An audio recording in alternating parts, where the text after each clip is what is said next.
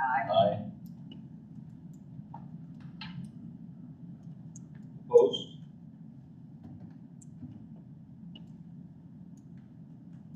Garrett, are you able to hear us okay? Garrett Wilson should be operated.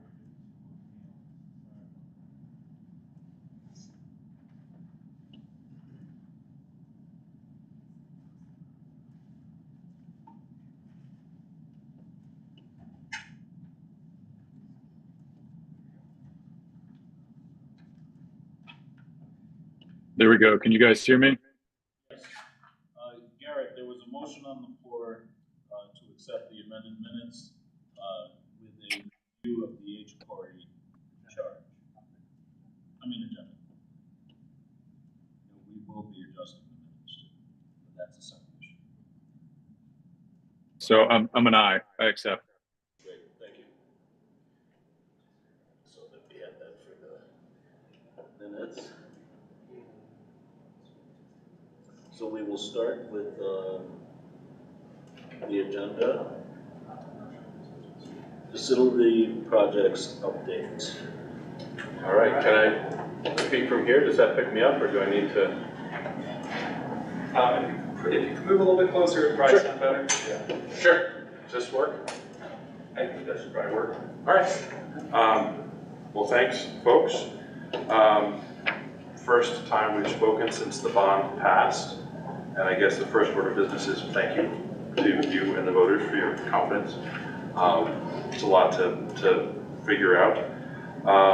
Right out of the chute, as we talked about from the beginning, the focus is on immediate projects that are either directly related to life safety, projects that if we don't address them immediately will become geometrically more expensive or impactful, and projects that are not directly linked to a larger planning effort. So just running through the schools quickly, in this facility, we are working hard on planning for life safety upgrades. We have an engineer, FS Fire Safety Engineering is developing the scope of work for the fire alarm replacement for this entire complex and the sprinkler replacement for this entire complex. And as is true with all things, it's so easy to say that. The engineering effort is fairly complicated. The sprinkler system we will need to work through because we may or may not have sufficient water to the building to power it. So that's part of the engineering process. So that's well underway. Those contracts are in place, and that work is going on right now.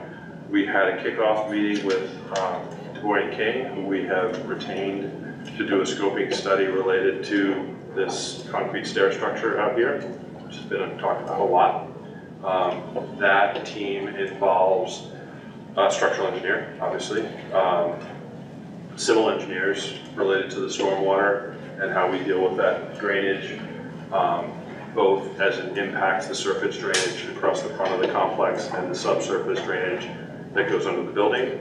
And because as we dig into it, we learn a little more, we also now have some utility engineers looking at the electrical service and how that's been impacted. They were here, we had the kickoff meeting about 3 weeks ago. I spoke with them early this week, and we're hoping to have kind of an operating document the next couple weeks that gets us kind of pointed in a direction. Keeping in mind, in terms of how that's executed, the lion's share of what we do right now relates to the civil and structural piece because it gets into the footings of the catacombs and the storm sewers and all that. But very quickly, the conversation is going to pivot to the larger planning effort because it's going to impact this whole parking area and access to the building.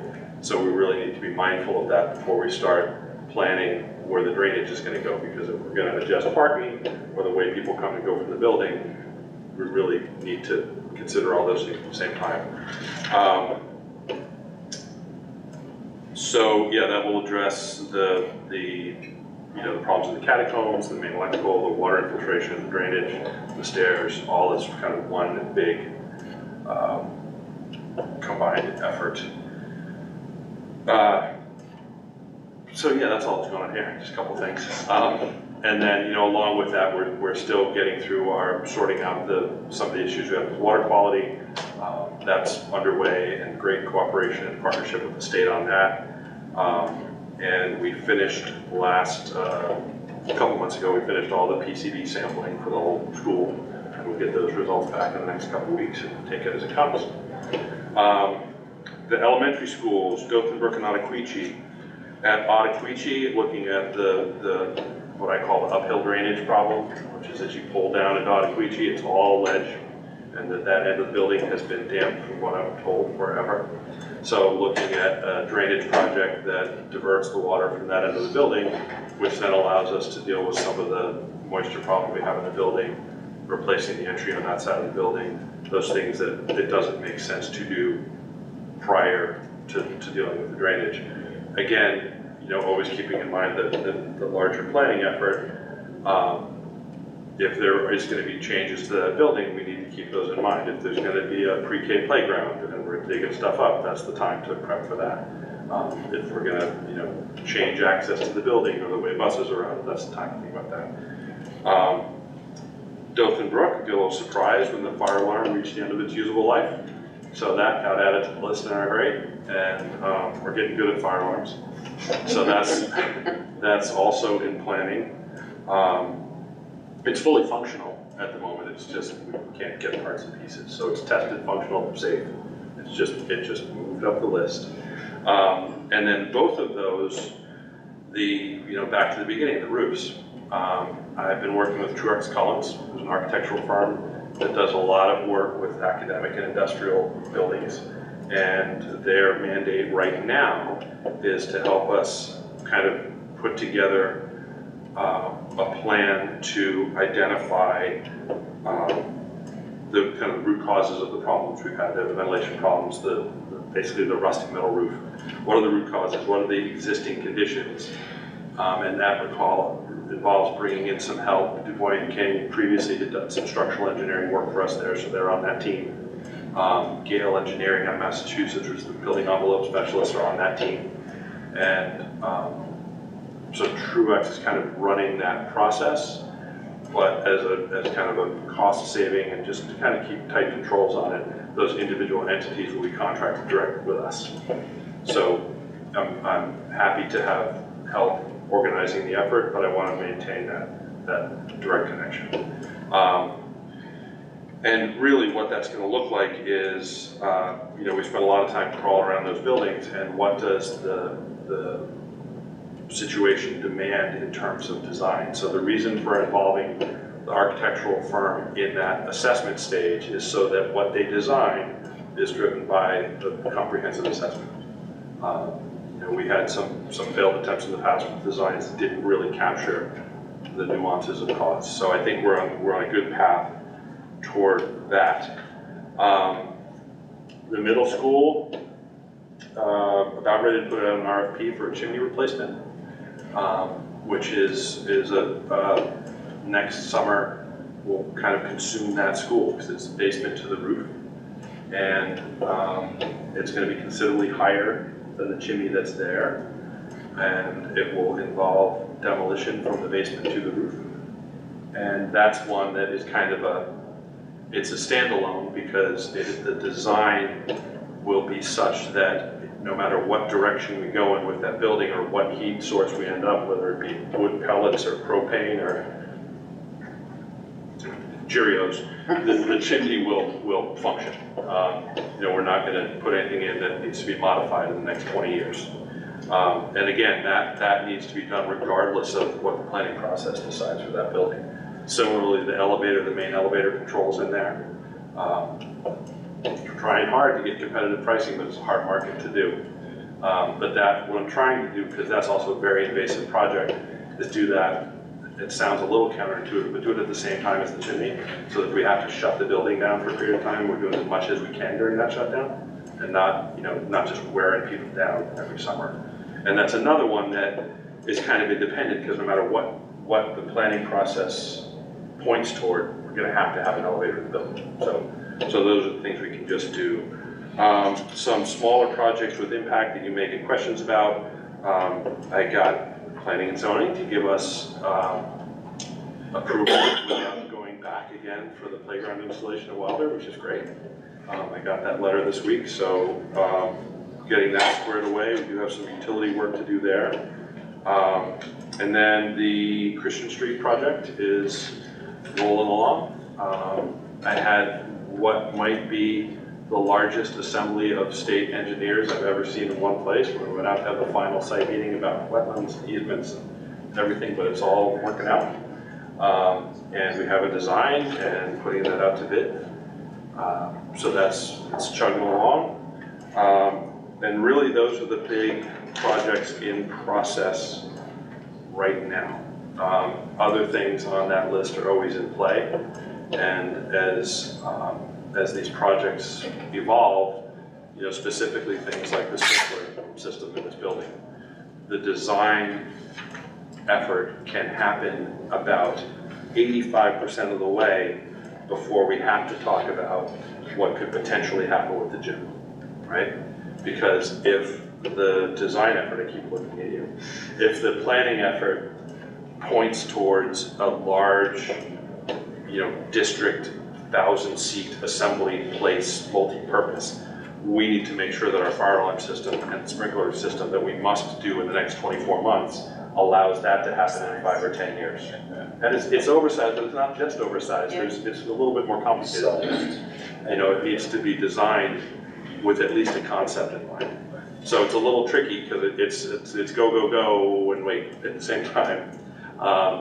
And you know, similarly, this project with the drainage out here,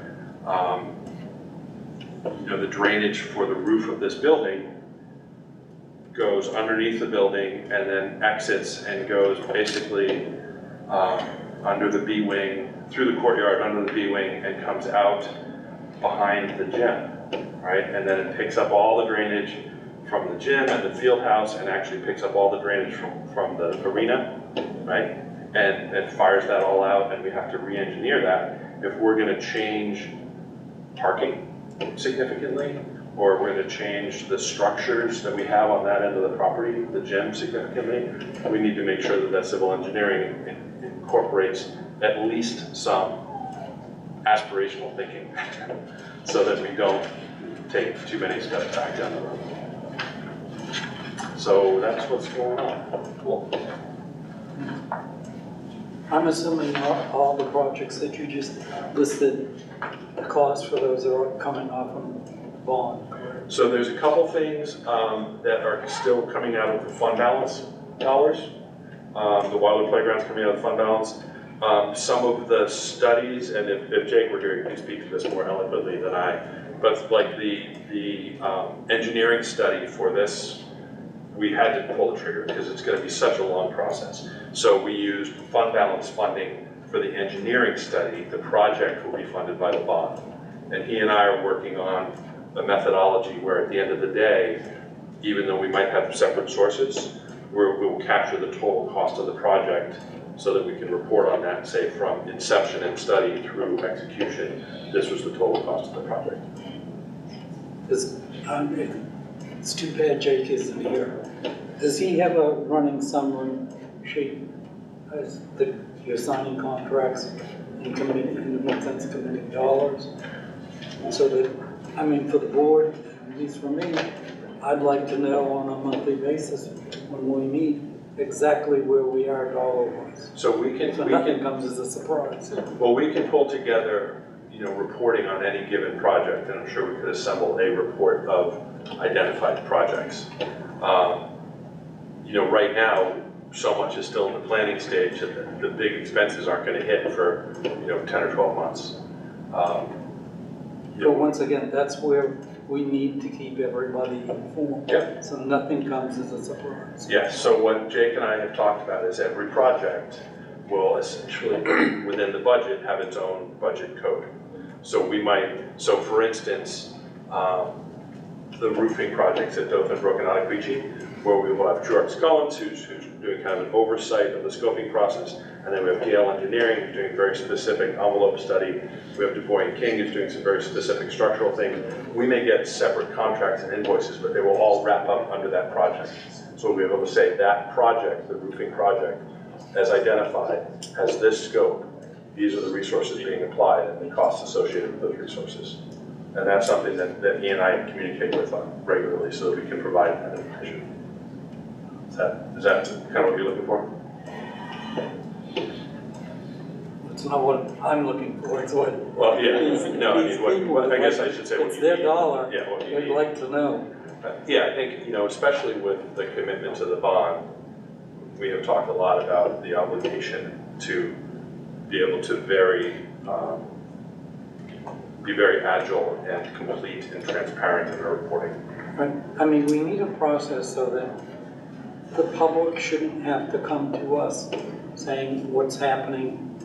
We should be feeding them on, whether it's every 2 months, something, where they have the information given to them so that there's no surprise. And it is part of our responsibility as a board to have that information and to be able to give it out to the public. I mean, it's such a huge amount of money. This was not something that came easy to get. And so I just want to be super sensitive that the people who gave us the money are informed, and they shouldn't have to come and say, well, I saw the bulldozer or something doing, what's going on, and a running total of where we are as that 21 million comes down. So I'm very confident that between Jake and I, we can provide accurate, clear information both about the scope and schedule of projects and the associated, the monies that have been encumbered by contracts and the dollars that have been spent associated with those contracts or the execution of those contracts. We can provide that regularly and completely. What you all do with that in terms of communicating with the public is different. Yeah. Make on our homepage, could we not make a slot for some title for what? Well, can I ask what software you're using? If you're using Excel primarily, or like? For that, we would be using Excel. I don't see a problem with keeping, I mean, a tab with a running list, You can even create a dashboard that just updates when the Excel's update, so that it's not someone compiling a report every month. It's always available, and it's auto That's my point. feeding, right? If there's a format that you would like for public presentation, Jake and I work primarily in Excel. And you can, you can even use Excel if you're disciplined about it for narrative that can auto-populate as we update. And if that's something you want to do, you just need to provide some direction about how you want to set up that. I guess at this point, what we're very clear on is that we're looking for transparency. Yeah. And that's the ultimate goal.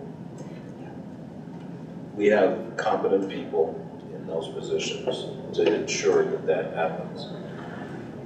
My suggestion would be that we have a time suggested that we see the rollout of what that would look like, whatever we decide to call it, be it a dashboard, be it whatever. But I'd like to see it in action, and we might be able to pull it up so that we can share it with the community. This is the deal. If you want to know, this is where you go, and this is what you will see, and this is what it will look like. So I think that would resolve, our concerns around, transparency, and it's well within our capability and ability, and it only makes sense. So Could I throw something in the mix too? Could we use this as an opportunity to try to put together maybe a monthly newsletter, something that we can get out to the community, and use this as an opportunity to also grow our email list or subscriber list, if you'd like to call it that. I mean, I know that parents would definitely like to know what's going on with the schools on a regular basis, and I know obviously they're taxpayers, so they'd like to know what's going on monetarily as well. But I think maybe we could use this as an opportunity to launch a monthly newsletter and continue to get that information out there. And I'm all for updating the website as well. But I know that I mean, a lot of people aren't going to go there. I think we need to be proactive in getting it out to them. So I don't know how everybody feels about that. Garrett, we've had that discussion, with the engagement committee about how do we get more information out and better to, the public. That makes sense. I think that we need to ensure, though, that there's a clear, focused process for all of this, so that regardless of the tools we use, they are available. Okay, because, trying to get, let's say a newsletter out sounds,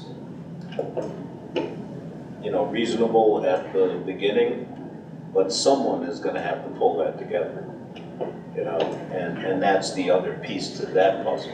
Whereas the information from the construction and the timeline for the bond is part of our regular reporting cycle, so that has to be up to date, because when the auditors look at each individual, cell, they're going to want to make sure that it all balanced. So there's a has to do and what we'd like to do. So I think we can't let one slow the other one down. I agree with you, but I think that one newsletter per month is totally feasible. I mean, once a week, I understand that's a much heavier lift, but one newsletter per month, to all the people footing the bill for all the projects, I think is worth it. I think it's worth the effort to put it together. But I agree with you that if we do it, we want to be consistent, and we want to make sure that whatever channels we choose, we use them consistently so that we don't lose people. Exactly.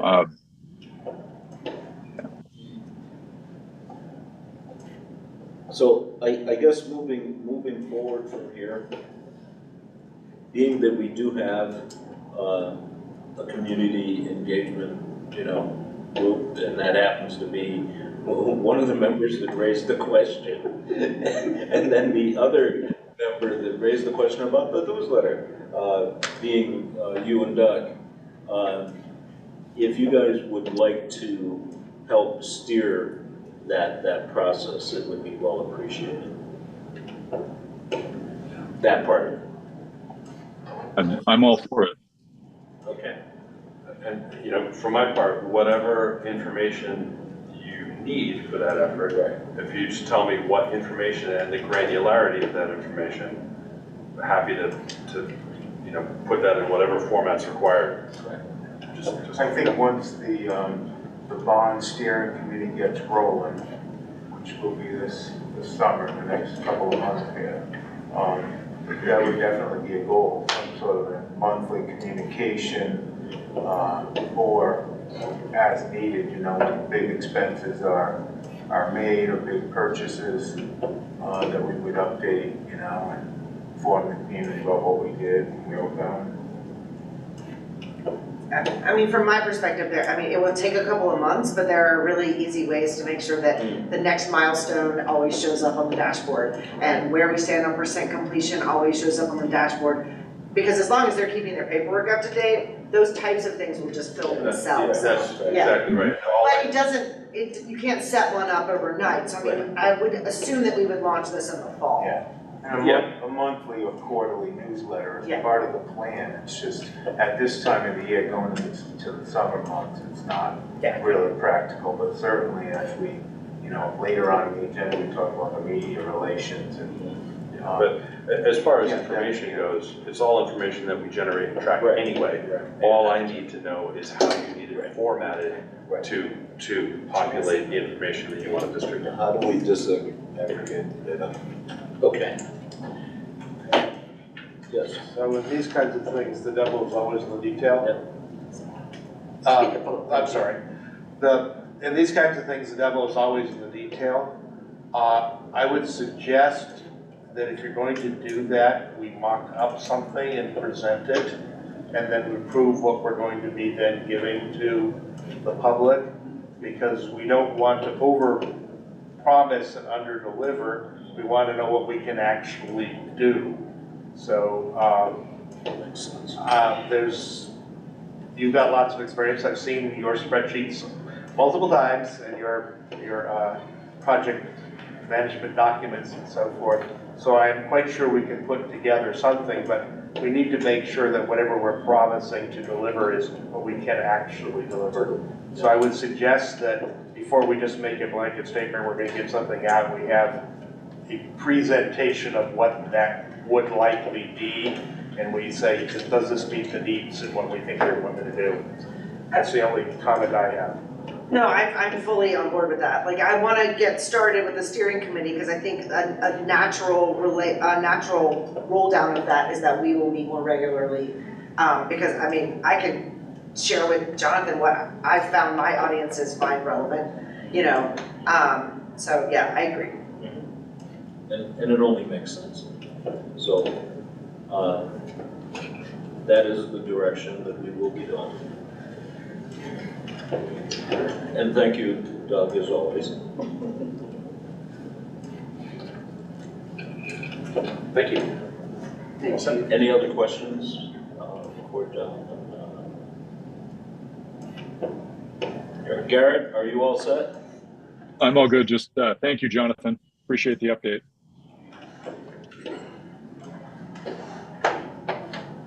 And we'll continually get regular updates, and the design of them will shift as we evolve into full phase.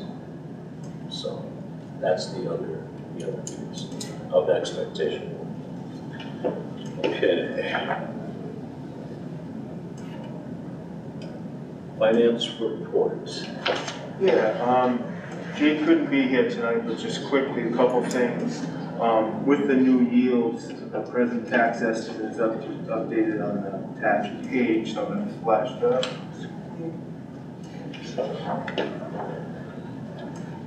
So we've had a little bit of good news around the budget impact for next year, the tax rate. So now it dropped from 18.5 to 15.5% on the homestead tax and 10.8% on the income tax. So that's some good news for the taxpayers.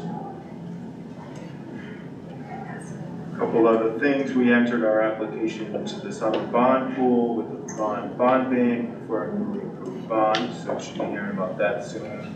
And the FY24 audit is scheduled for the last week of July. That is the finance report.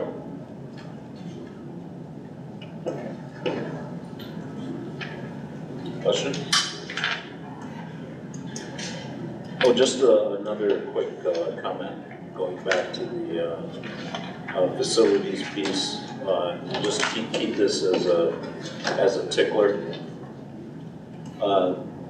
The bill passed that is looking at reimbursement for school construction. The implications of that, haven't been clearly flushed out yet. But as they move forward, your association, of facilities managers, should be getting updates, continually on that. So just kind of keep an ear to the ground. There are some pieces in that that will allow for some shovel-ready projects, and some of our projects might find themselves fitting that criteria as we go along. So just keep.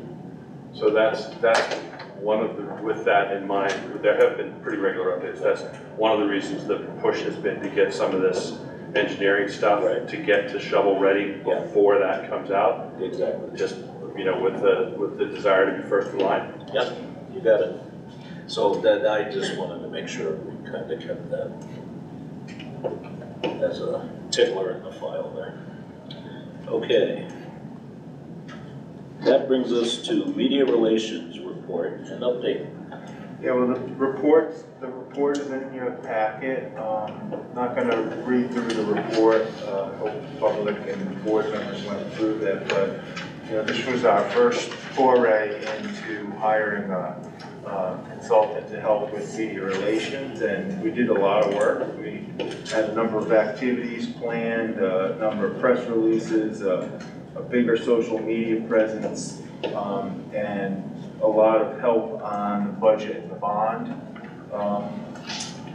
But I've still heard a lot of concerns about the firm. If you remember when I put the bid out for the proposal of the bid, I only got 2 responses, and the local firm that we wanted to use backed out at the last minute. So in order to get started, I used a firm that is based in Rhode Island, but our actual consultant is in Colorado, and it's been really difficult on staff and not the presence that we wanted.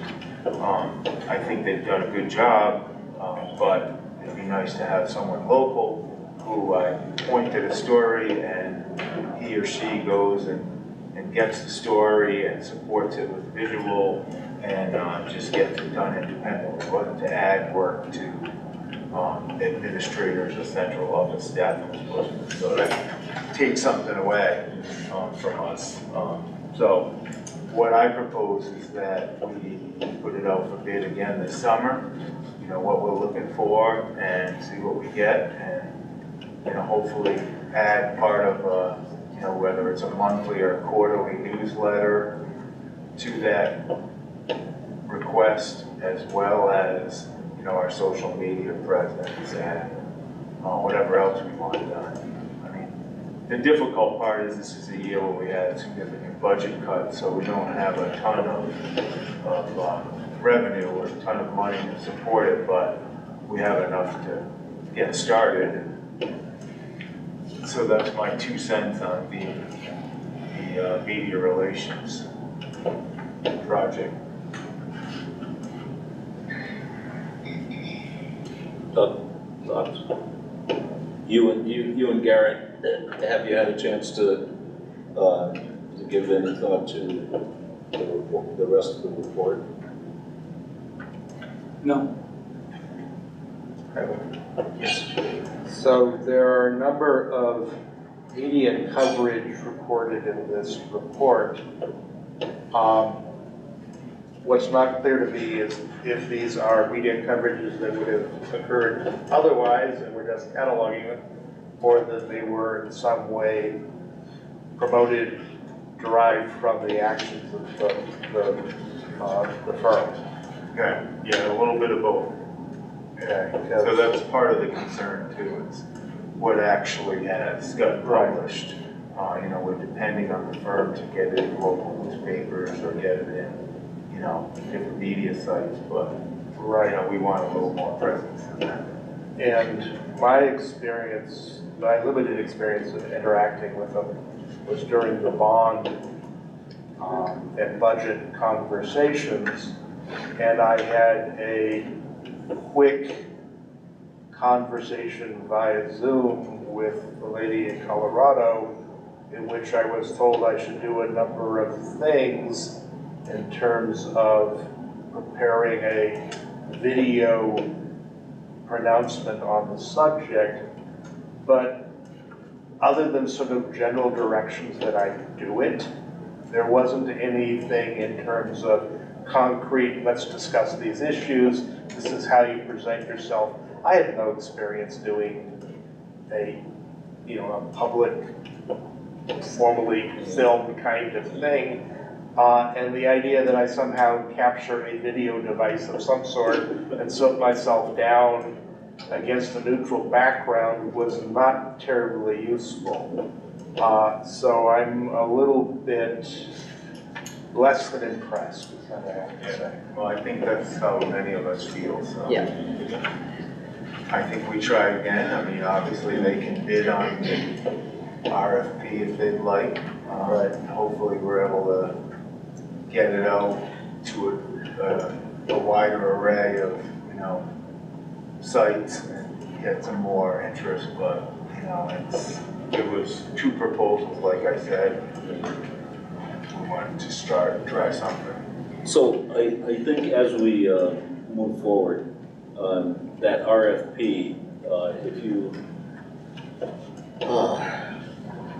would make sure that the facilities, not the facilities, the PR committee, has a chance to sit with you and review the scope of that RFP so that we're very clear about what our expectation is, regarding communication in all forms of media, and that'll help. Yeah. Sounds good. Great.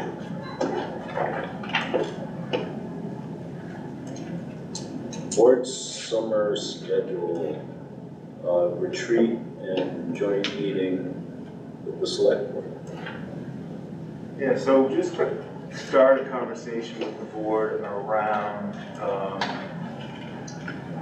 ideas for a summer retreat. We usually have some sort of training or conversation around our strategic planning, our goal setting, big wants, tasks for next school year. So just give me some ideas in case we need to, I need to look for a trainer or, plan some sort of a retreat for the board on a specific topic.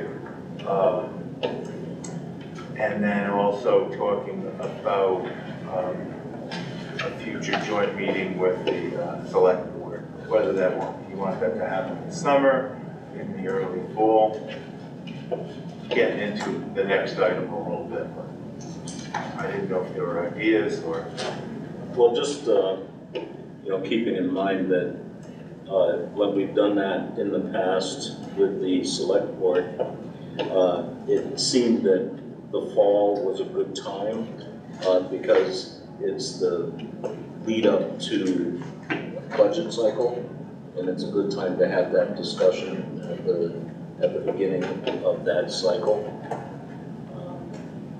Especially if there's any joint projects that we might be doing that involve us collectively, because there is so much usage, of the school resources jointly through the recreation department especially.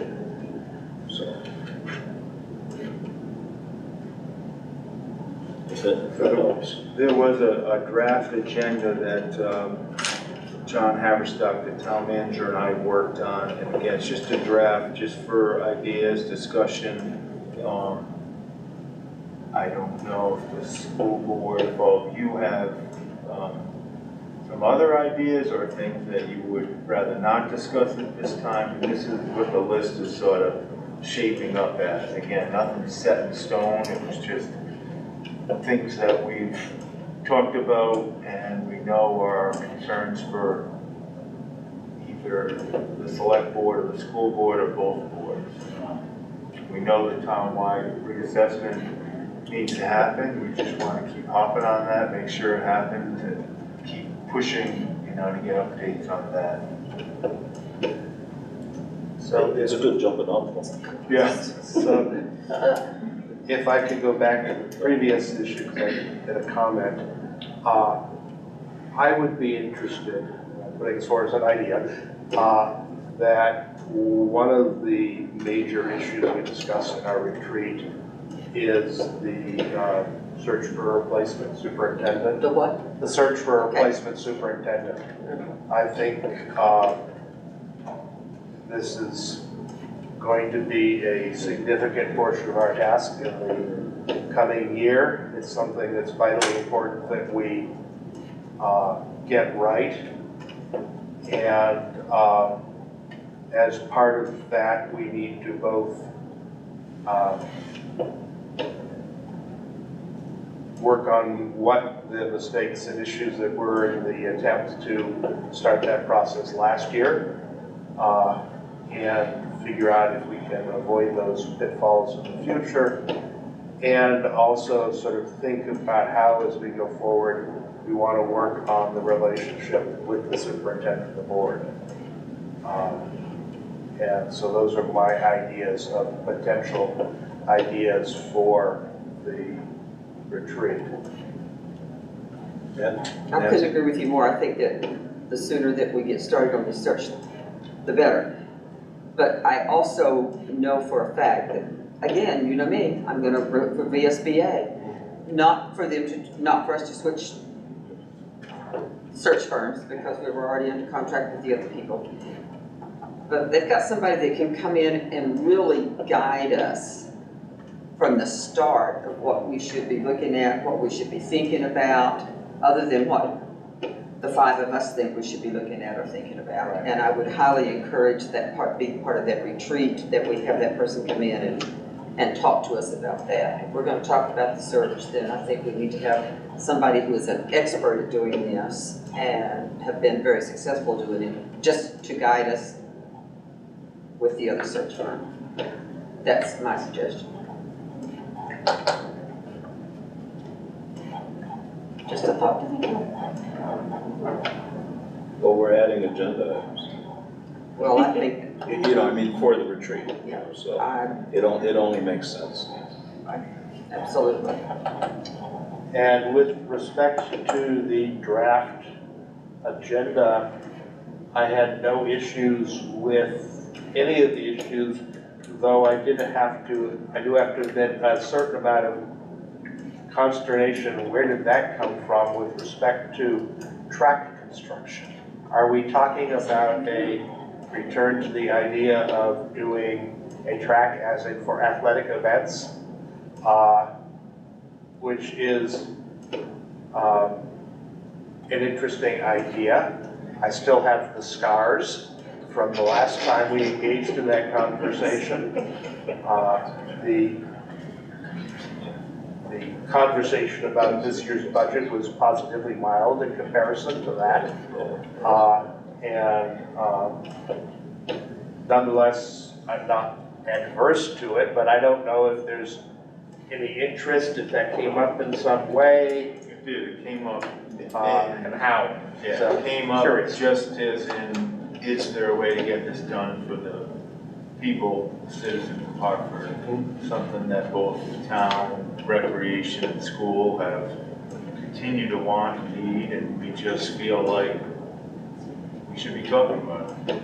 And maybe part of the problem in the past was the location and the cost of putting it here. Maybe there's a better site in town that won't require $1.5–2 million of infrastructure work before you even talk about the track itself. So that was the idea, something for the bond committee to sort of, well, maybe not the bond committee, but for the board to start thinking about together. Even if this isn't the fall, can I suggest that you don't talk about like specific future planning topics, but talk about the work going towards that? Because like, I think that might, the Performing Arts Center as well, might sway or frame things that we're not ready to frame. Does that make any sense? Like, I just don't think we're gonna be there yet. Like, I'm hardcore a fan of the first one on the joint initiatives, but I would just recommend maybe not talking about specific initiatives unless we've come to a place with the firm where we're starting to make recommendations. Right. So I think part of the problem we ran into with the track last year, we sort of decided to do it and then tried to figure out how to do it and how much it was going to cost. And we sort of ended up with problems, and the problems were both dramatic increases in scope of the project while significantly reducing the budget every time in an attempt to figure out how to make it work. And then as we settled on it, we sort of stuck with that and had the worst of both worlds. We were making promises we couldn't keep and not fitting the budget to what we had promised.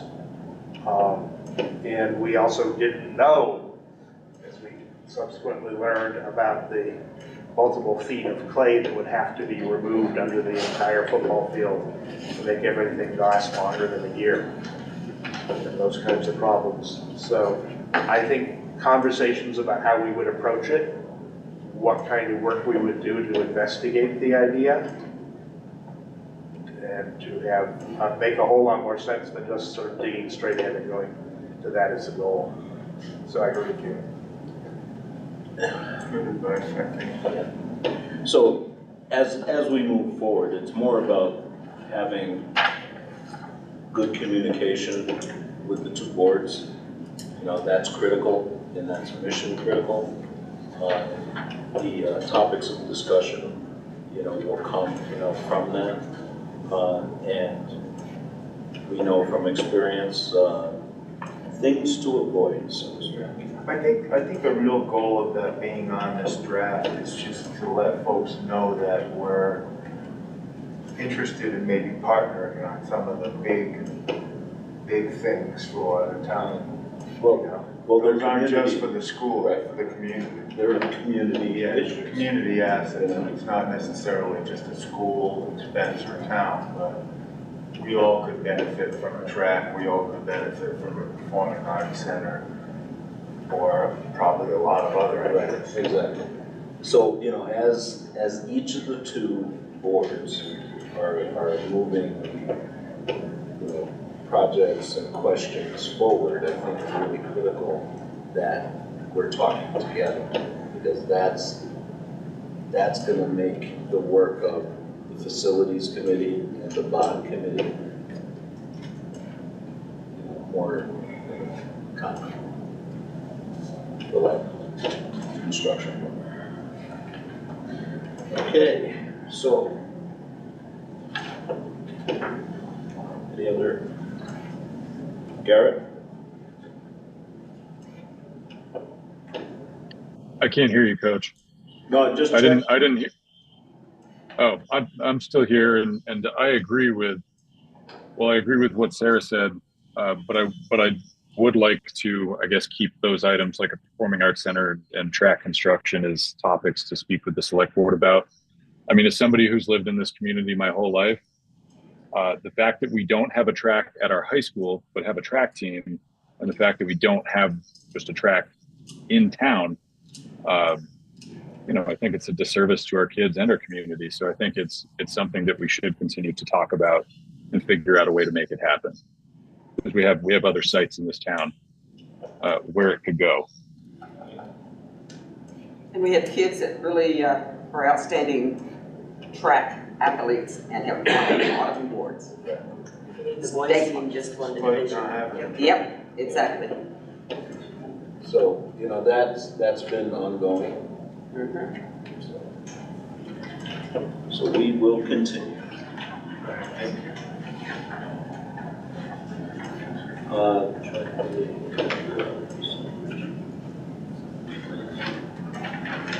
End of the year events. Yeah, a couple things.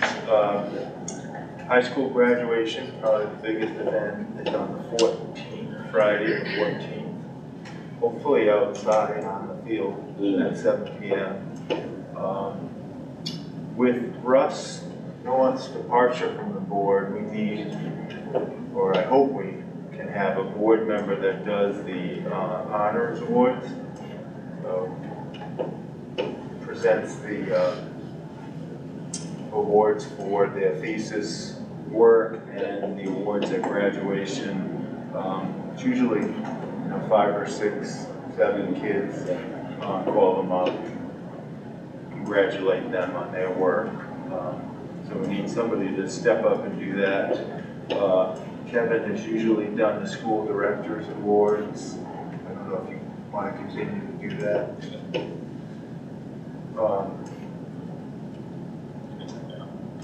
Honors award night is the 9th at 6 p.m., so it's a Sunday night at 6.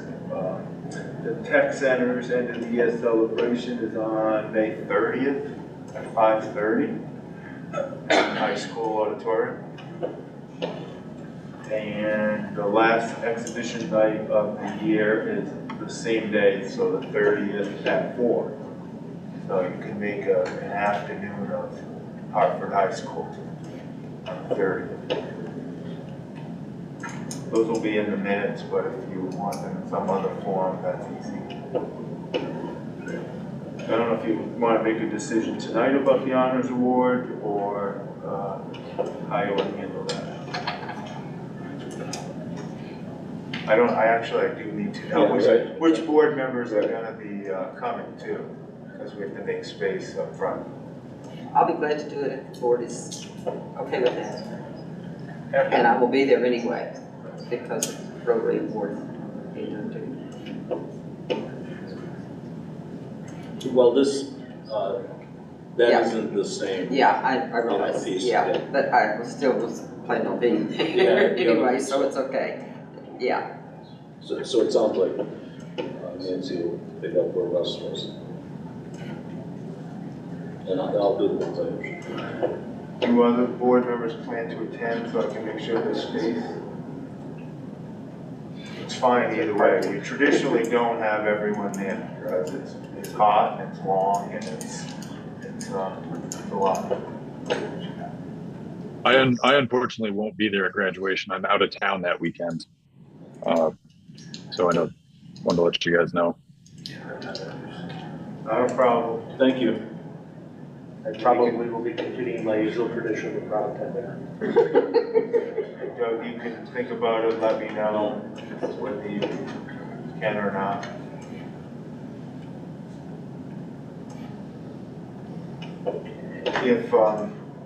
If Nancy, you need to go through the names of the students to make sure you got the pronunciations right. yes, Mr. please. Boggs Yes. more than willing to do that. It's probably a good idea because parents and kids get very offended when we say the names correctly. Absolutely. Perfect, thank you. That's that. Speaking of end of the year events, the prom was held recently. And I happened to be sitting in a window directly overlooking where the pictures were being taken, as they were being taken. And they all looked gorgeous. Yeah, we had 256 kids. Wow. And they loved it. I'm not kidding, my son doesn't love anything, and he had great things to say. We had no problems or concerns or anything. And one thing I particularly liked was the fact that the year my daughter went to the prom, they had been told that they were only taking pictures of couples. And this time they didn't do that. They had large groups of girls, boys, mixed groups, all of whom wanted to record the fact that they were celebrating this together. And that was lovely.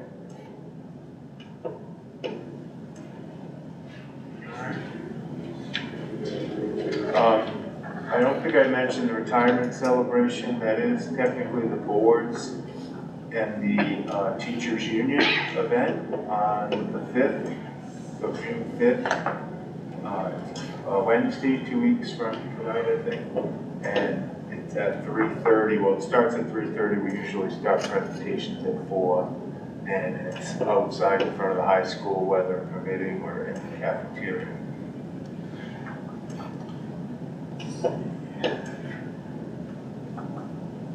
I try to attend that if I can.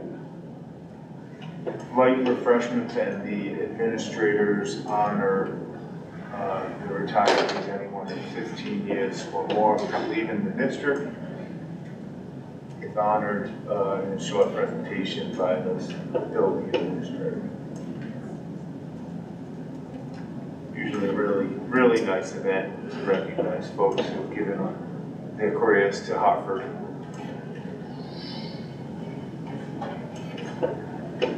So we have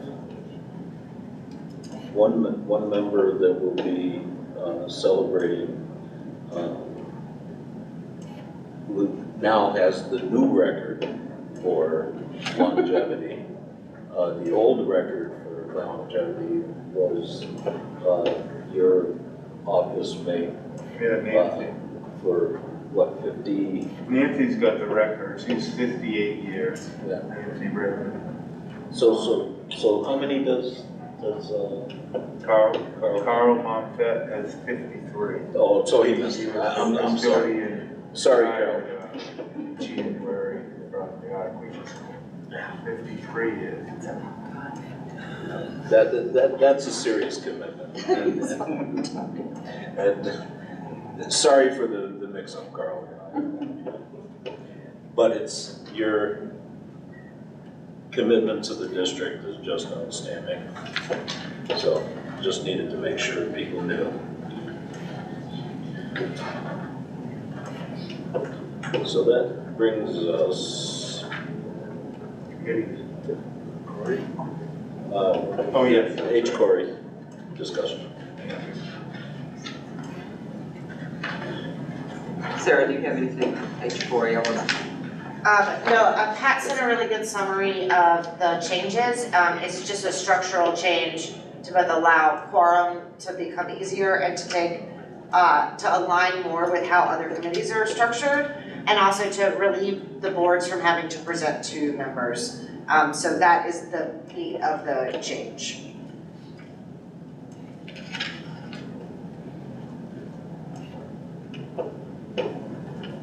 You know, and I think we had that discussion when you were both. Both things, yes. You know, with your split personality on both committees.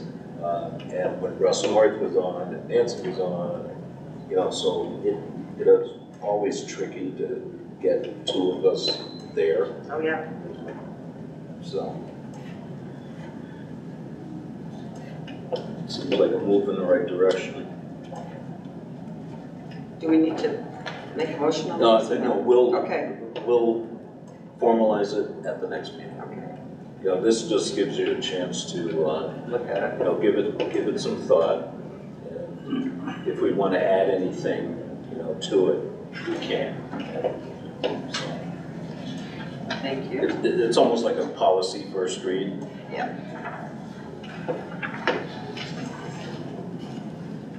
So that being said, we are committee reports. I'll start with VSBA. We meet every week, at least once a week, sometimes 2 and 3 times a week. This week, I think it's just going to be once a week. And we meet on Thursday mornings at 8 a.m. The executive committee does. And we are looking now at what is going to be the criteria for the representatives from the VSBA to be on the commission for the future of public education. There's a long list of people that's going to be on that commission, and we're taking it very seriously, and we're going to be hopefully sending 2 people that are going to be really gun-ho and really strong, especially in education. And that's about it for that. And Hartford Community Coalition, we're just still doing the same things. We're gearing up for the summer program. It'll be starting about the week after. Just the week after school ends, we start. So I'll be down in the cafeteria for the summer. If you need to find me, I'll be downstairs packing lunches and breakfast. Okay, that's it for me.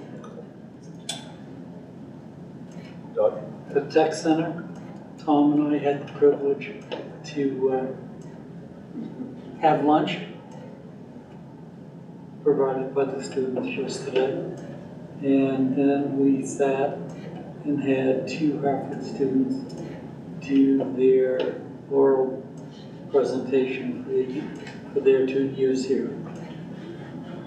I have to tell you, they are 2 vivacious, interesting people. They were, both of them were a little rocky and nervous in the beginning, but within 3 minutes of the presentation, man, they were in it. And really, it was interesting, but it was just to see these children, the young adults, they've just, well, the young man admitted that, and Tom may know more about that tonight, but he alluded to the fact that he wasn't necessarily a very good student when he arrived at Hartford. And he thought he was going to do whatever he wanted to do. And anyways, he's changed his tune, and he wanted to make sure that Tom realized that his grade point average was now a B minus. And that was a big accomplishment for this young man, who is going to be doing something in computers. So anyways, it was just a privilege to have lunch provided by the students and then to sit there and watch these presentations. That's great. We do that every year. It's probably the best regional advisory board meeting we have. It's good to hear from the kids. And the format is two students from each town that send students to the tech center. So we have, two from Hartford in different programs. We have two from Woodstock that are in different programs. Hanover, Mascoma, Heartland, Windsor, and then there's a school board member and the superintendent from each district who listen. So it's a great meeting. Kids get a lot out of it. So do we. Cool. Facilities? Facilities hasn't met because we're gearing up for the new steering committee, and we just put out the call for applicants. Hopefully we get a few more interested parties, but we got a couple, and I think we'll probably want to meet in the next week or two. Get going on the first project is the RFP for the catchment and enrollment studies. Pretty exciting. But we do need a few more members. It's a hard time of the year to do something like that because everyone's exhausted and we're asking them to join a committee that's going to meet quite a bit over the summer. I'm trying We're to. interested in buildings.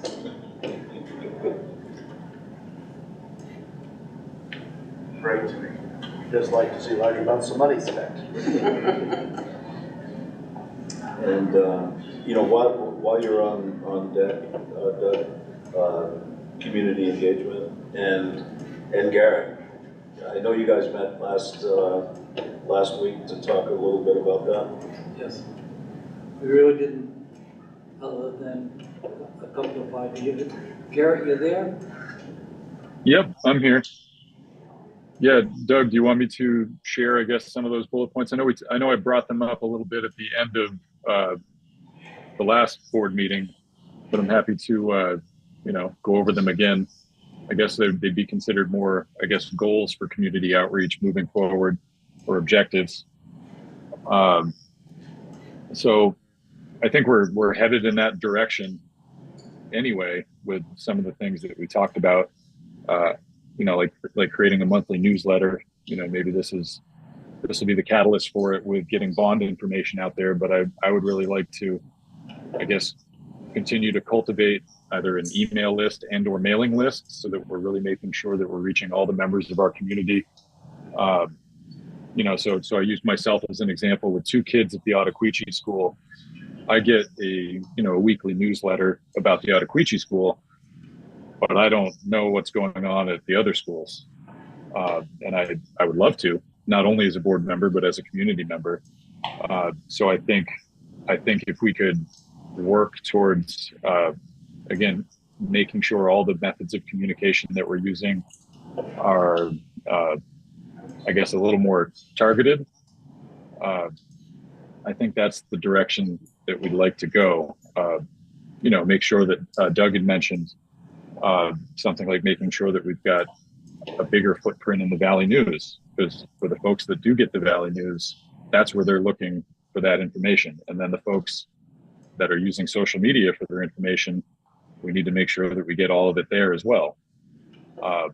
So, I know that it's a lot of work, but I feel like it's going to do only good things by getting information to community members. I could keep talking forever, but Doug, is there anything else that we chatted about that I'm missing or not thinking of? No, Garrett, I think what we need to do to move forward is come up with a draft of what we consider a monthly newsletter and Absolutely. go from there. and come back and share, obviously, with the board and get their feedback. But the first go-around is you and I. That sounds like a plan. We can work on that the next time that we meet. Cool. Well, thank you. Peter? Policy committee has nothing to report because we're going to be meeting post-graduation, et cetera, end-of-year events. And we're looking forward to the calm that will allow us to dig into a pile of policies that we need to dig into. What else? I don't think there's anything to report other than the news that that came out of that. We have always stressed that the ultimate number that taxpayers are going to be faced with is not up to us, doesn't depend on our budget to a great degree. And fortunately, this year's the budget fairies worked in our directions. We're 3% lower than we had thought we were going to be in terms of the percent increase over last year. So let's be thankful for small mercies. So the, as far as the other piece of that, you know, Jake's gearing up for the audit, and that's a pretty extensive process, you know, where the team comes in and actually checks, you know, like all of our accounting. I'm really pleased with, you know, our team in the soup's office because Jake has done a really good job steering them in a solid direction. And that's why we get the ratings that we get from the audit firm. And not every school district gets the ratings we've been getting recently. So, and that's been ongoing. So kudos to the business office and the work that they're doing. I guess that's pretty much it for, you know, for that section. So that brings us to public comments. The board welcomes public comments. This is a time for discussion, but the board, not a time, I'm sorry. Yeah, this is a time to just let it all hang down. The board welcomes public comments. This is not a time for discussion, but the board is interested in hearing comments, concerns, and suggestions from the public. We've taken a lot of care in coming up with the format that's at the base of the agenda that you see every week, and we continue to put that there so people know that there is a process that we use to respond. Okay, sometimes there's an immediate response. You know, sometimes we'll have a whole new meeting about it. You know, we could have, you know, a forum, you know, on our community engagement night. You know, there's any number of ways we could approach, you know, the subjects. So this gives you, you know, let's say the punch list, so to speak, of how we might approach these things. So the floor is open to the public. I'm interested in this meeting. I'm here for another reason. But, what's your name? Jonathan. Jonathan. I listened to everything you had to say, and I'm a little lost. We're talking about disrupting the earth around this building, correct? It will have to be done at some point, yes. Correct. And it sounds like it's gonna go all the way around the building? No. No, not necessarily. The initial focus of this scoping work is to determine what we do with the concrete stairs out here that need to be replaced, how we address some of the structural issues that go along with that, and then at the same time, looking at how that impacts the existing stormwater system. Which stormwater goes by the pool, or what you said? The stormwater, there's both surface stormwater structures that go out the front way, and then there's a subsurface drain that picks up the drainage from the parking lot and the roof leaders that goes out underneath the building and out to. Parking lot up there. No, it goes out actually through, in between WABA and the football field and exits daylights at the bank towards the interstate. It's relatively close to that new pool. Digging wise. It's a little bit, it's northwest of the pool where it comes out. It's relatively close because of the clay. Yep, so that would absolutely need to So be. the clay is probably gonna, as soon as they disturb that clay. Well, it depends, so that part of the scoping study is to figure out exactly how we handle that. What's the clay? Well, no, but we may not have to dig it up, and not to get, I don't want to make a commitment to the scope at this point, but one of the options might be, if we can divert enough to reuse that line, we can slip line it in place and not disturb that. We also might end up rerouting that completely and not using that as the path of drainage. Right. So we're not at a point now where we understand what that disturbance would be. When they're looking at it, the disturbance they may have, are they looking at the impact on that pool? Oh, yeah, everything around it. That's, that's what I alluded to with keeping in mind what's there and what might be there and how it might impact moving. But the front drainage, after we did this whole big parking lot thing, which was clearly full of clay, the drainage that goes there, or may end up headed there, may impact something that we didn't look forward to. That's correct. Well, that could be a lot of money. That's correct. Well, you know what I'm saying, on money that you're not talking about.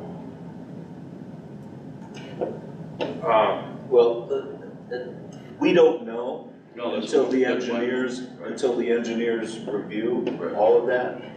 When we did the initial redo of the parking lot, that major project, of the parking lot here, when that particular project was scoped, it did not include Oh, these no, I'm aware of that, that's what I'm saying, that's all I'm saying, because I've heard a lot of things, and I can't see that distance.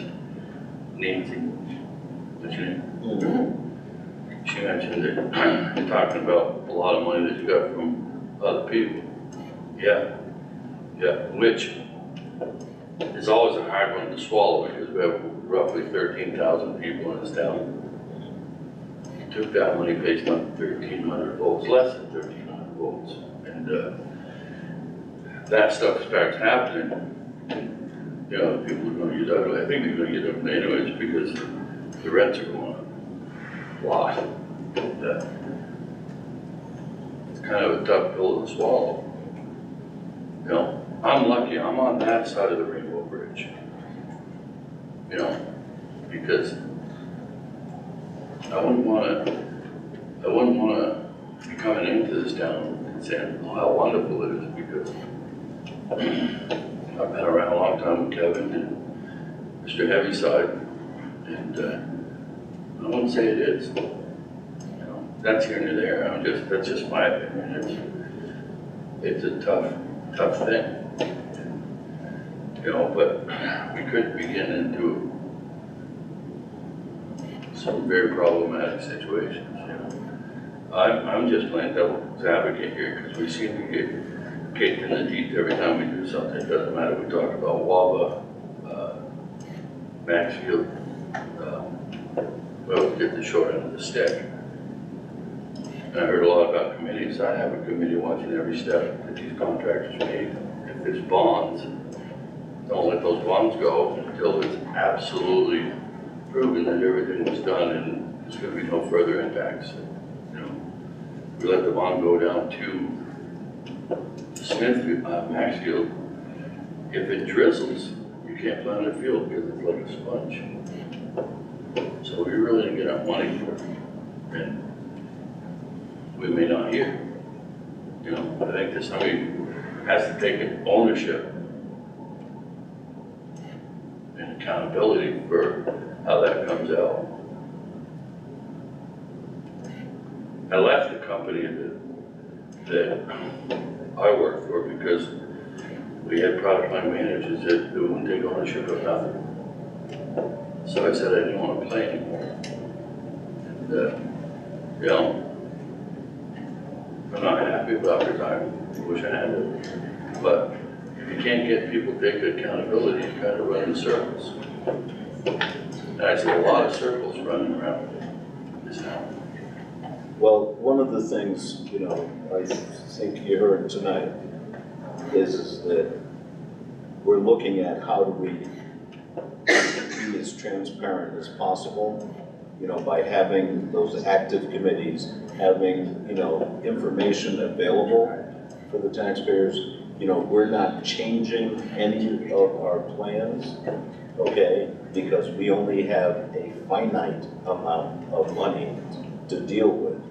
And any of those changes necessary wouldn't be addressed without everybody being aware, you know, until which time, you know, we have civil engineers, mechanical engineers doing that work and taking that look and going, okay, we're on this path, because they're the ones we have to rely on for information. That's a tough hill too. Yeah. I mean, so I've come here, I mean, I hate coming here. I hate coming to these school board meetings because I've known you so long. So I can't help but agree with what you said. Absolutely agree. No, I agree. We talk about it all the time. But sometimes those wheels just get to spinning, you know. And you talked about those things, and Garrett wants to do a newsletter. It didn't appear that you guys wanted to jump on that bandwagon quick. I would have Garrett do that and get your stuff moving. You have some incredibly good talent in some of the teachers you have. I know their names. They could help you immensely with the movie stuff that you needed. And, you know, I mean, I don't know how to give you that answer because from my perspective, you do try to be transparent, but less than 1,300 people are paying attention. So, you know, where do you go? You know, I mean, I can't imagine we could ever put a track field in this town without doing it on that football field, but it's been played my whole life. That's why when we did the parking lot, it was so expensive because we had to dig down. I'm fully aware of everything you do in the parking lot. Yeah, 1.5 feet in order to make it. And have a lot further than 1.5 feet. Yeah, that's why it was so expensive. Well, yeah, you know, because you got the burden of the fact that nobody paid attention when they built the building. They didn't really care because of the cost of labor. So, it's what it is, but, so. I do have something else, but I'm gonna let somebody else talk first. My name's Natasha, and I've been at Hartford Middle School for 3 years. And I can't tell you how excited I am to go to the high school. We have had some ups and we've had some downs at the middle school that I think that you guys should be aware of, and maybe when you're searching for a new superintendent, that's going to be able to support the teachers too, and the parents as well, because the teachers do need support. I remember when my son came up to me in 6th grade and he's like, "Mom, kids are throwing chairs at the teachers in school. They're cursing at the teachers in school." And I'm thinking to myself, no way, is that really happening? And it sure did, and it went on and on and on for a few years. And you know, I would say things to the teachers that there needed to be disciplinary actions put into place, and there was never any disciplinary actions, even for my child. You know, I said, hey, what about detention? You know, there needs to be consistency across the board, because I can't tell you one parent that I've spoken to that has really anything good to say. There's an attack on the boys in school. All right, and we need to build these men up, these young men up, to be respectable young men, and grow them and teach them and give them consequences. instead of sending them off to the basketball court or sending them out of the classroom. No, there's a consequence for your behavior, and this is how we're gonna handle it. And you're either gonna respect the teachers, or there's consequences. And there's not. Everything has been kind of washed under the rug for 3 years. This year has been the most trying for me. And, you know, the school has failed to intervene properly with my son in the bullying situation. We had a very bad situation at the school. And I know several students that are coming into 6th grade next year. And I think something needs to be done. And I know Tancredi's coming in, but there needs to be better documentation. Infinite Campus, I've checked it several times. It's never updated.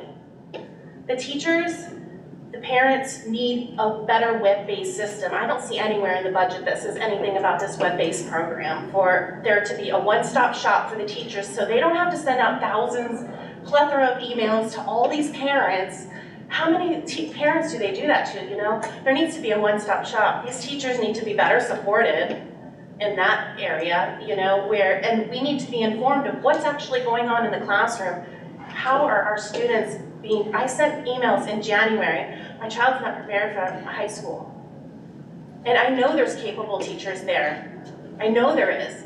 But we don't need to be handing them packets. We need to be, you know, shooting off astronauts into, you know, in science class or doing gravity, you know, teaching them about chemical substance. I don't know, you know, something. We need to engage. We need to have those teachers that have been here for 50 years. You know, they really need to empower these teachers, these young teachers, because we're not their friends. We're there to educate them. And there's a lot of going by your first name and not being, you know, their educator and being their friend, or crying in the classroom. We have teachers crying in the classrooms because they cannot handle the students. Oh my gosh, I don't know what to do with you guys. No, you don't cry in front of children. I'm sorry. You just don't. We have to do better for the kids that are coming in. We really and truly do. It's something needs to be done. Really and truly. Because the football, 8th graders, sniffing salts in the high school locker room. So aggression is coming out onto the football field. And my son is getting hurt, and I know many parents that know that they're sniffing salts. That is used to wake you up if you're passed out. There needs to be better oversight altogether. We need more support for the teachers, we need more support for the parents, we need a better web-based program. I can't be more excited that there's 12 days left of school for middle school. My child should wear a jumpsuit, a prison jumpsuit, for what's going on in that school. But be as it may be, all we can do is look forward, but you guys really need to take a better look at what is going on in that middle school to help prepare these students to become young men. And stop attacking the men, the young boys who have an opinion. The teachers may not like their opinion, but if you're gonna bring up the topic in class, you have to look at all aspects of it. We need to support our children, and we need to support our parents, and we need to support our teachers. We need to find a way to do it for the generation that's coming in. Thank you for hearing me today. Thank you. I want to jump back in there. This is the other reason I came. All you know the band teacher that's down at White River and up to high school at the same time, Carnegie. Incredibly impressive lady. Kevin's going to appreciate this most. She called when we was down to White River because he had taken the saxophone out. Personal thing happened with the other part of the team. He wasn't happy. So he was going to play the saxophone. And I told him to take the saxophone to school, send it back in. So this woman, Sherry knows me really well too, really well. And, so this woman calls up and says, Mr. Dillon. I said, yeah. And she started talking, and I tried to say something. In less than 3 minutes, she had beaten me in an argument. I lost. She told me flat out, she says, he's not bringing the instrument back. I'm sitting there dumbfounded. Me, Kevin. And she was so impressive. I said, okay, if you win. And she said, have you heard you play that thing? I said, oh yeah, all the time. She said, you notice you don't squeak? Yeah. So she was super pregnant that year, and that was the year, I think it was the first year of COVID, end of the year when we first got into that. She was super pregnant, it was super hot. And, she was out there giving 120% to the kids. So at the end of the year, they have this musical. So I go there and I'm thinking, no kidding, these guys sound like high school. And so, time moved on, we got up to the middle school. And something happened with the music thing, somebody broke his foot. Couldn't be there. So we ultimately sent it in. So I'm telling you about one of the mistakes that I made. We all make mistakes. Sometimes I historically haven't really regretted anything, but that's not true anymore. There's a lot of my life's regrets that kind of come out because I'm 64 years old with a 14-year-old. So the school's important. You have some wonderful teachers. The other one is Miss Dixon, Deb Dixon. I never argue with her, because I'd lose. And she's right to begin with. And she sends me whatever. And so my position, he gets mad at me a lot because we go to school. If there's a situation, I hear what they have to say. Instead of going in there like a big old ugly bear. And he also loses because, it's right. It's what they did. And what they're telling me is right. And what he did, he failed. So, he gets held accountable a lot once we're out of the building. And so that's kind of worked out. But for the last 2 years, 3 years, he's been there. This is his third year. So the first year we got a math teacher. Nothing but problems. Actually, for all that she just told you about, because she's bawling in the classroom, hollering at the kids because their test scores are poor. I'm thinking, well, that's your fault. And she loves to tell you that her heart's in New York. She retaliates pretty much. We had a situation Monday. Me and Tom got to fight about it pretty good. And because he asked for a pass. I don't really understand this pass thing that they do. Because they can ask for a pass and that just really means they're going to get a break. They go down to the principal's office or somewhere. So apparently she said no. So his brain kicked right out of gear and did stupid stuff. So Patrick Lincoln got involved and they settled the thing down. It was pretty much all over. And so they're out of school. She's leaving to go to softball practice because she coaches. He's trying to get on the bus to go to Woodstock. I'm in Woodstock. I'd already left. So I get a call, all of a sudden, boom. So there was a problem there. So scrambling, trying to get the right person on the phone. But what had happened was the two made eye contact. Had there been 5 minutes difference, nothing. It would have been nothing. But so she makes a face at him, laughs at him, haha.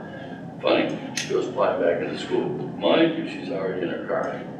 Gets out and goes in and gets Sarah Hisman and the AD guy there. Joe James. Joe James. And so they come out, get to pecking at each other. She's telling the coach, well, this is an ongoing thing. And the coach said, well, if it was, how come I'm hearing it now, 13 minutes before we leave? Ain't got enough players for the field. And so they decided can't play. And, but she was already out of work, headed to her softball game. That I take note to. Because that, once you made contact, eye contact, and kind of laughed and said, funny, and then boom, back in there, that's retaliation. So of course I get the message, I come back, and I'm telling everybody, okay, we're gonna do that. I want the principal parties there so I can talk to them. I'm not sure if this is appropriate.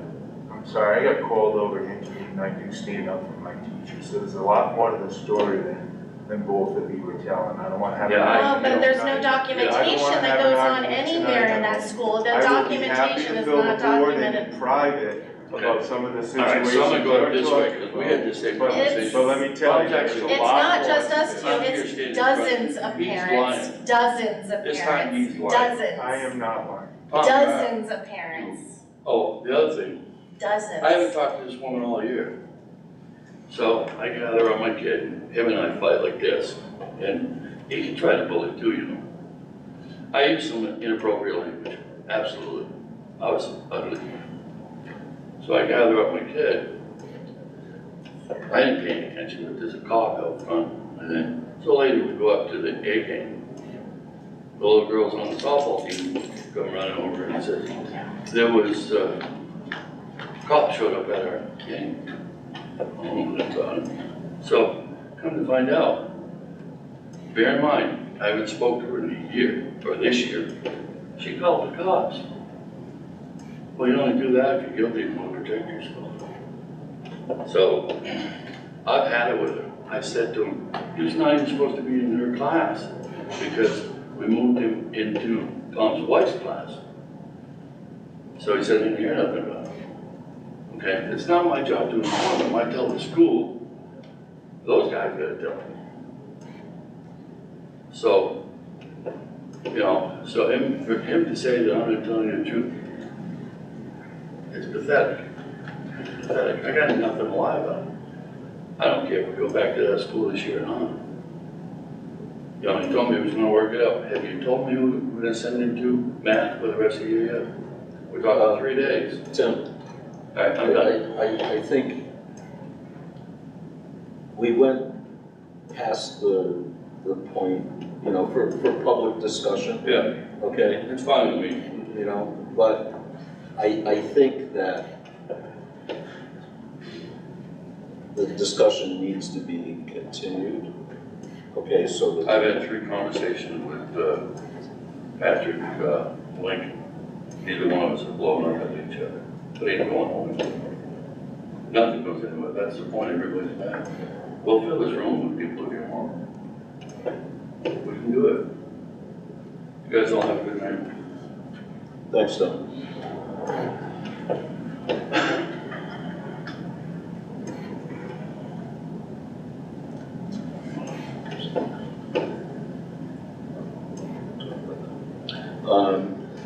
One more? Yes. Thank you, Rick Gusteneicher, principal at the Dover River School. Sorry to scare you. I was hiding in the corner. Thanks for coming.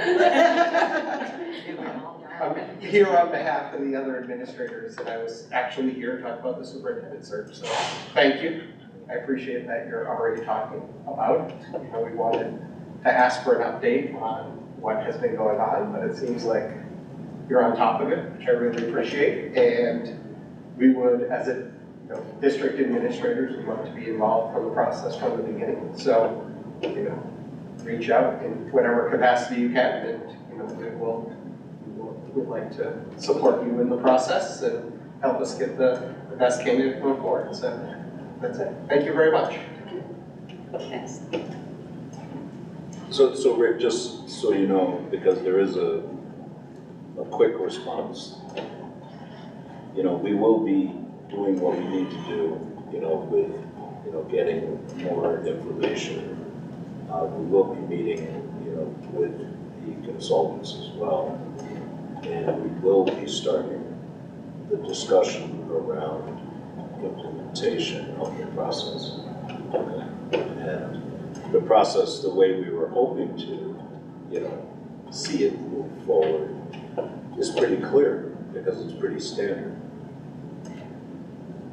God willing, we don't have any more weirdnesses occur like we had during tax debates and things of that sort that kind of tipped the apple cart upside down, so to speak, because that really, put the next phase into,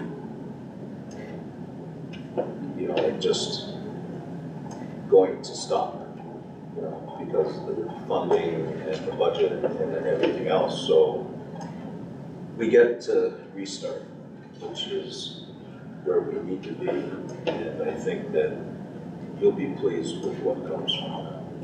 No, thank you, and I appreciate that we're doing it in the summer so that we're well out in front to get the best possible candidate. And it's an exciting time for our district. And, transitions, there's always some sadness in saying goodbye, but there's also a lot of opportunities. So, please let us know, how we can stay connected with the process and support all of you.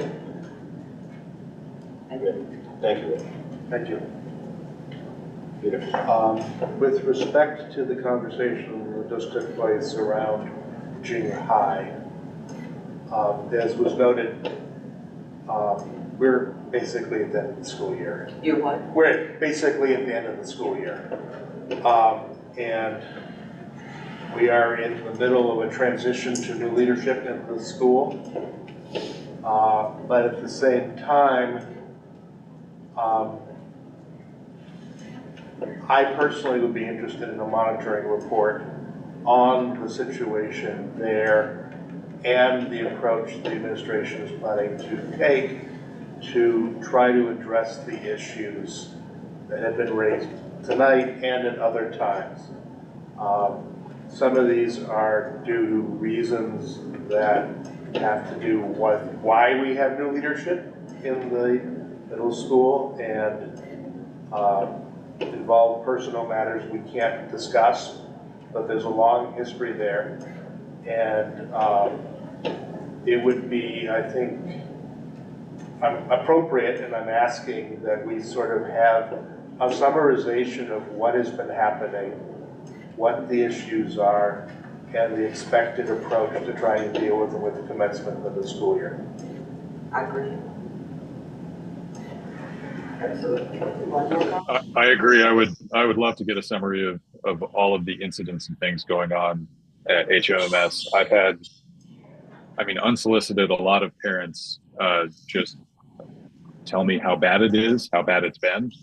I've heard through the grapevine. I don't know how much validity there is to this, but I've heard from someone that there are at least 3 families that do not want to send their 5th graders who are going into 6th grade to our middle school. So that's very concerning.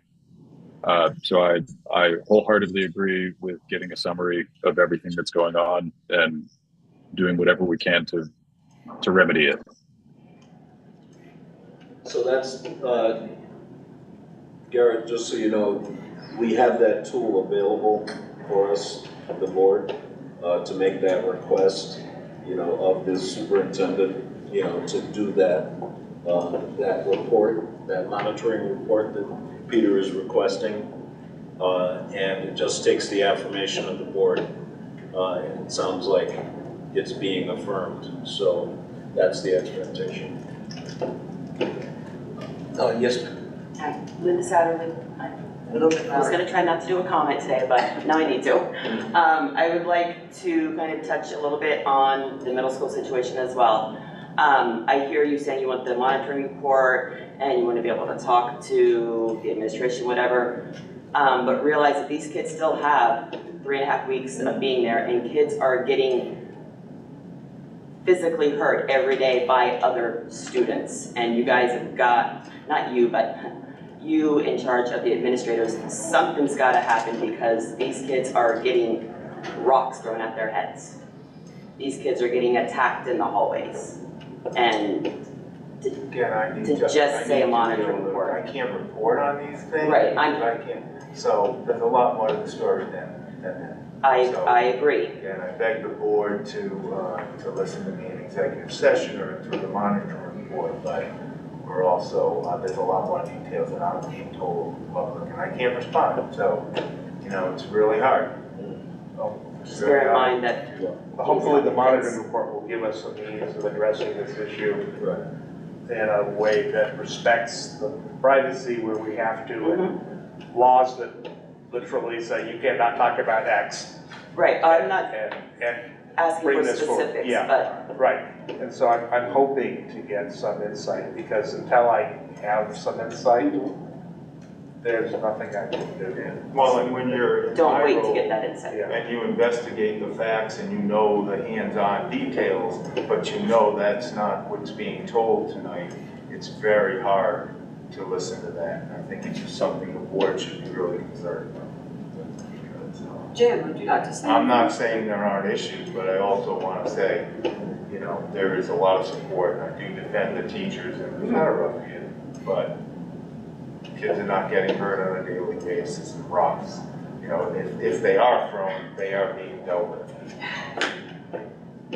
May I? Yes.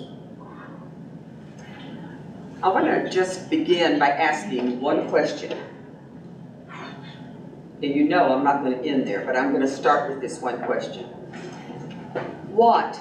How bad does it have to be before we step up and do something about this?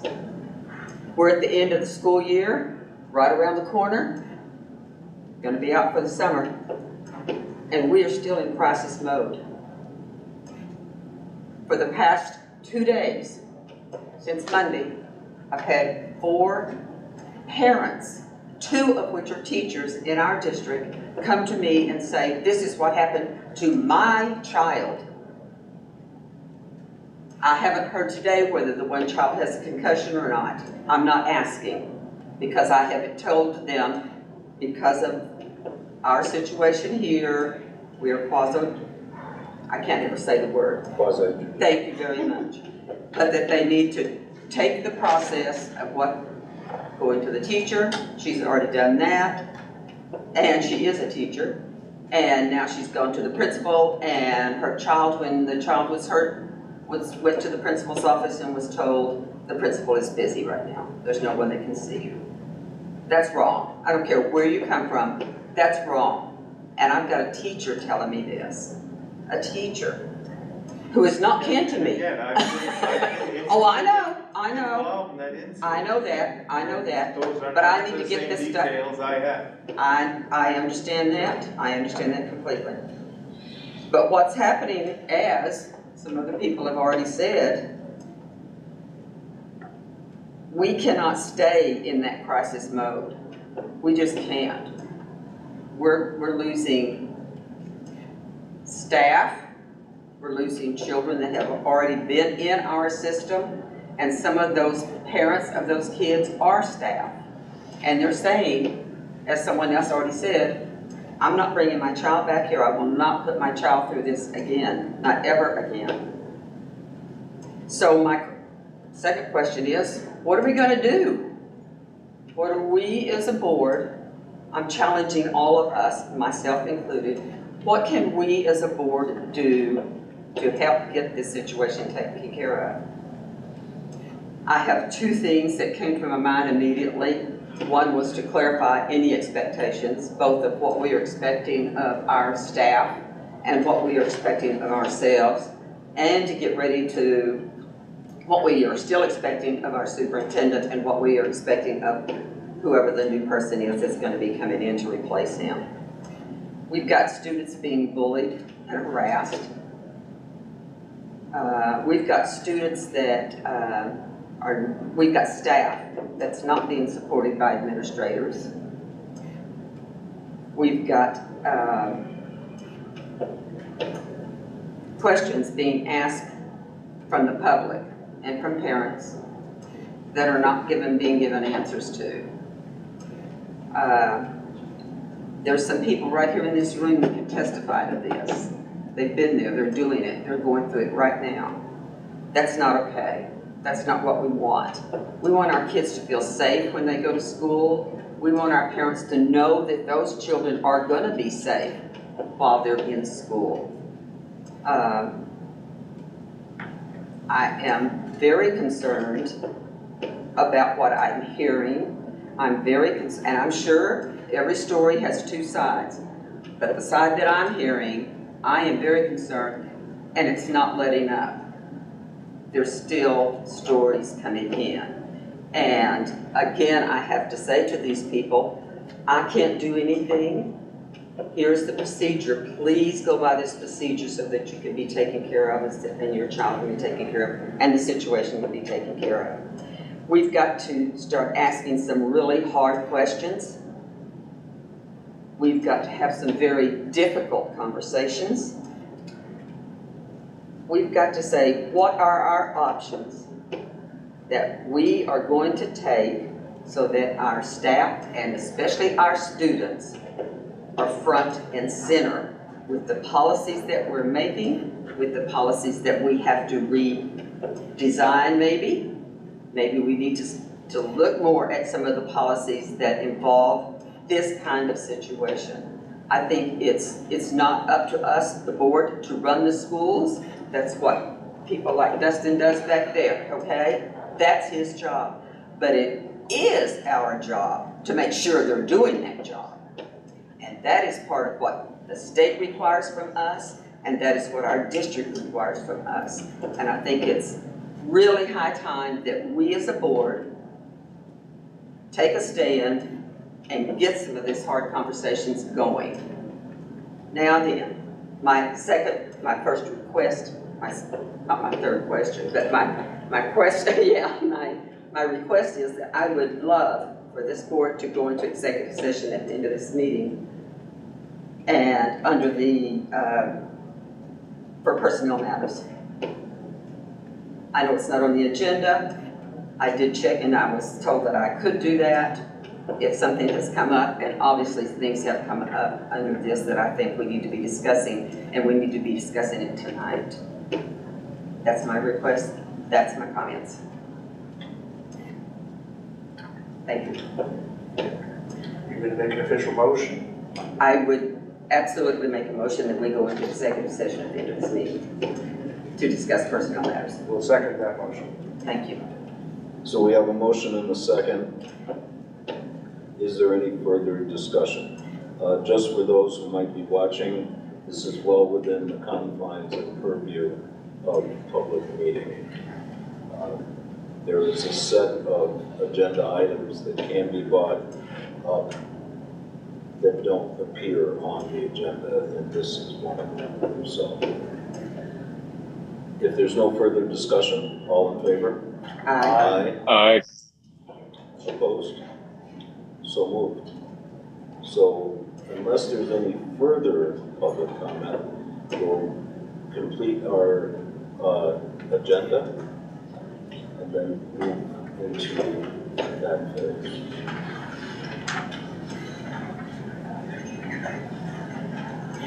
So the consent agenda, thank you. Thank you. Thank you.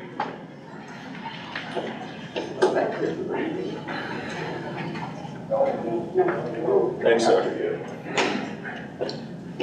So the consent agenda, appointments, resignations, retirements, meeting minutes.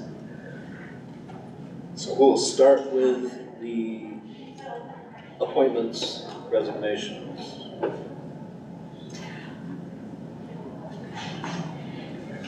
Appointments, we have Kelly O'Donnell Peterson, Dothan Brook second grade teacher, Michaela Novakovic, Adequachi third grade teacher, and then we have a resignation, Katie Belucci, high school Spanish. No.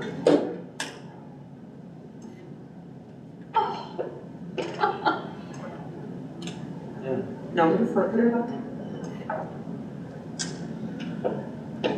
With respect to the minutes, I have a correction I'd ask that be made. On section 3, governance process, under the FY25 bond steering committee notes, at the very last line, it says, Mr. Heaviside stated that he will continue to work on the facility committee.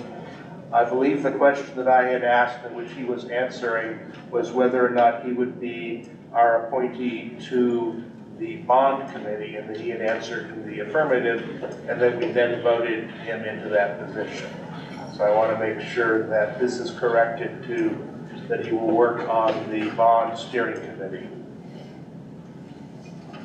If I am correct? Correct. Yeah, that was my understanding from listening. So, that's my one correction. Does that clarify that? Yeah.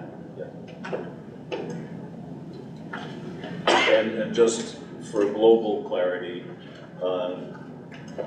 he is still our liaison on the facilities committee. Correct. So this is in addition to.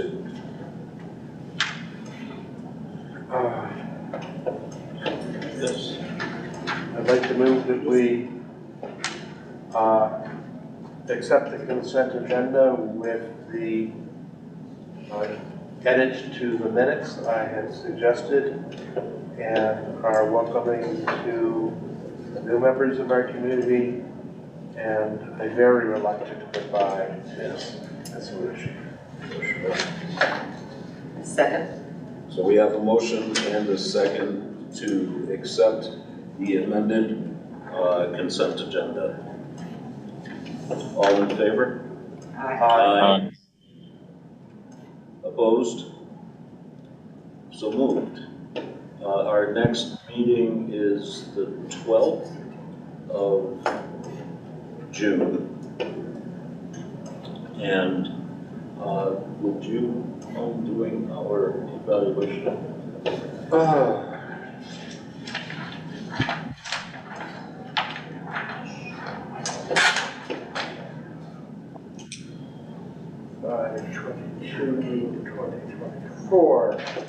The board was prepared for the meeting.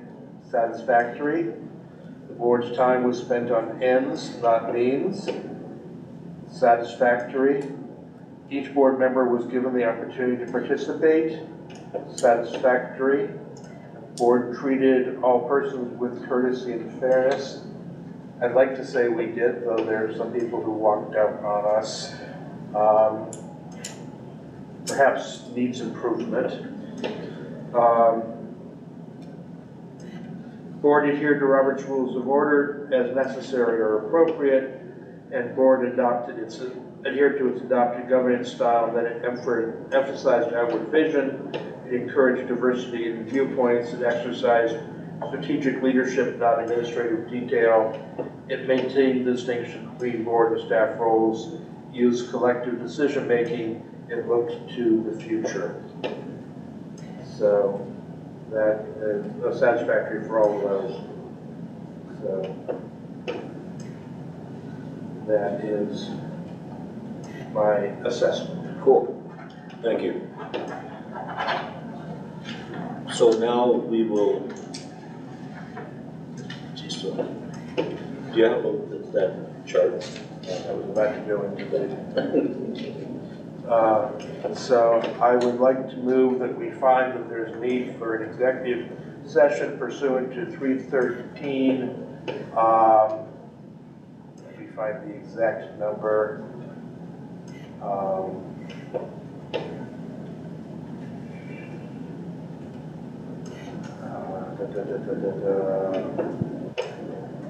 I wasn't prepared for this, so I hadn't got researched.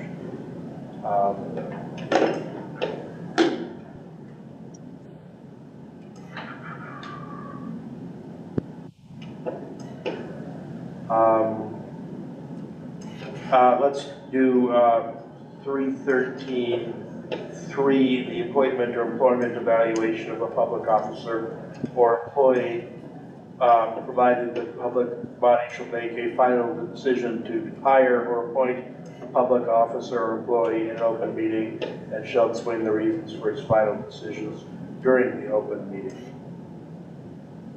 So then I would also like to move that we enter into said executive session. I need a second. Yeah. Second, please. So we have a motion and a second to go into executive session at 7:54. All in favor? Aye. Opposed? So moved. Now, how can we keep going executive session? Left. Yeah, I was just going to ask before I get disconnected, can somebody send me, I guess, a separate meeting link, or just give me a call?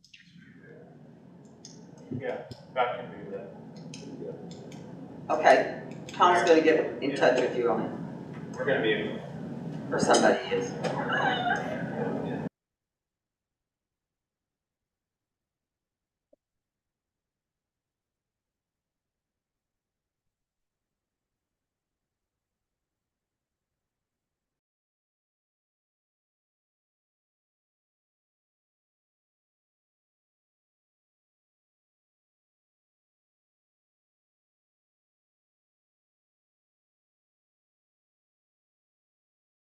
Break anyway. And it's like up here.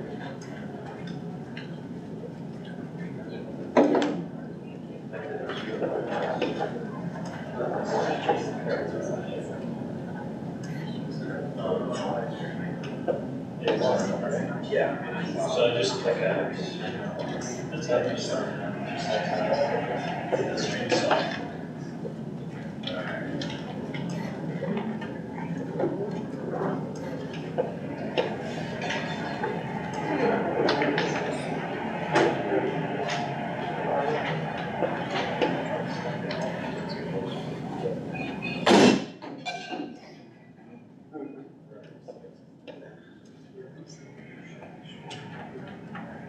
Is there a, should I just start with the like candidate approval? What's the last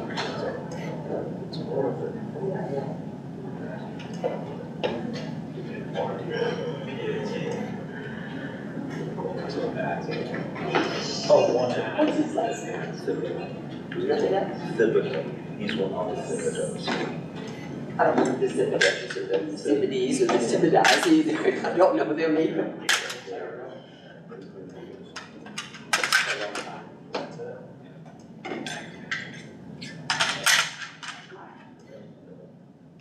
Oh, yeah. I know he's did before, I think.